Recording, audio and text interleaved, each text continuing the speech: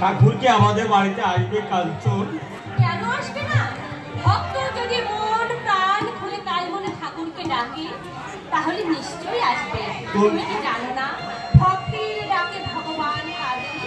তুমি কি আমার সঙ্গে ওরাকান্দি যাবে কাঞ্চন? না না, আমি গেলে ঠাকুরের পূজার্চনা কে দেবে?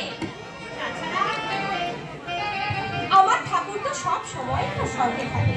তুমি আমাকে দেখাতে পারবে? তুমি তো তুমি কাঞ্চন, তুমি শুধু আমার ঠাকুর নও গো, তুমি আমার ইহকাল পরকালের সাথী। কাঞ্চন, এই জানো তোমাকে দেখে না মাঝে মাঝে আমার বড় হিংসে হয়। তোমার হিংসাই যে আমার জয়।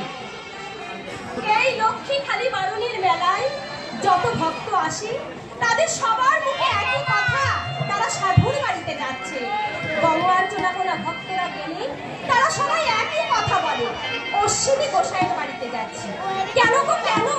এই কাঞ্চনের কি কোনো অবদান নেই? তুমি যেটা বলেছো সেটা ঠিক, কিন্তু কাঞ্চন আজ পর্যন্ত স্ত্রী সান্নিধ্য ছাড়া কোনো মহাপুরুষ ঠাকুরকে লাভ করতে পারেনি। মহাপুরুষ সন্ন্যাসে যাবার সময় বিষ্ণু প্রিয়ার অনুমতি ছাড়া সন্ন্যাসে যেতে পারেনি। তাই বলছি প্রত্যেকটি ক্ষেত্রে এই নারী জাতির অবদান সব থেকে বড়। কাঞ্চন, নারী জাতির অবদান সব থেকে বড়। এখন থাক ওসব কথা, তুমি তাড়াতাড়ি ওরাকান্দি যাবার জন্য তৈরি হয়ে নাও। আর শোনো, ঠাকুরকে কিন্তু যেভাবেই হোক আনতেই হবে। ঠাকুর যদি না আসে? কেন আসবে না? তিনি যে পতিত পাবন গুরুচাঁদ, পতিত তলাতে ধরায় অবতীর্ণ, দুটি নয়ন জলে ভাসে, তার রাতুল চরণ দুখানি জড়িয়ে ধরে বলবে, ওগো ওগো দিনের বান্ধব, ওগো করুণার সিংহ গুরুচাঁদ, বাদামরে দক্ষিণ দেশে কত পতিত পড়ে রয়েছে, তাদের তুমি রক্ষা করো ঠাকুর, তাদের তুমি উদ্ধার করো। আমি তাই বলবো কাঞ্চন, আমি তাই বলবো। ও কাঞ্চন, রাত তো অনেক হলো, তোমার ওই মধুমাখা কণ্ঠে আমাকে একটা গান শোনাও। তোমার মধুমাখা কণ্ঠে গান শুনতে না আমি বড্ড ভালোবাসি। আর তোমার ওই মধুমাখা কণ্ঠে গান শুনতে শুনতে আমি নিদ্রা দেবীর করে নিদ্রিত যাবো কাঞ্চন।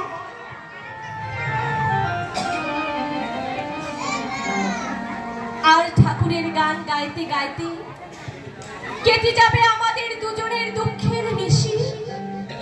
এসো স্বামী, বসো, দেখা দাও হে দয়াল হরি,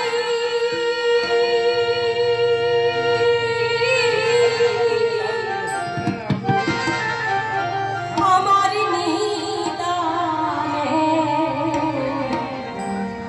নিদানের কানে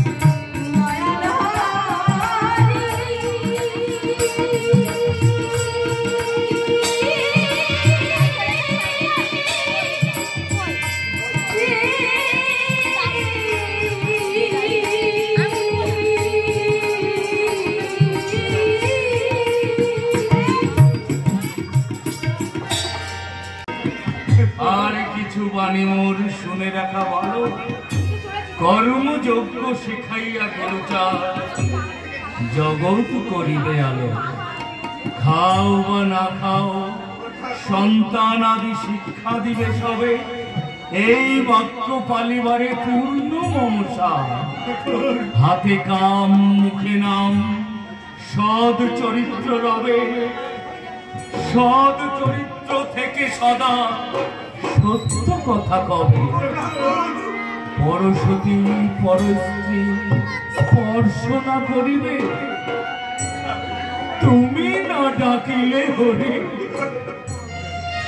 হরি যে তোমাকে ডাকিবে।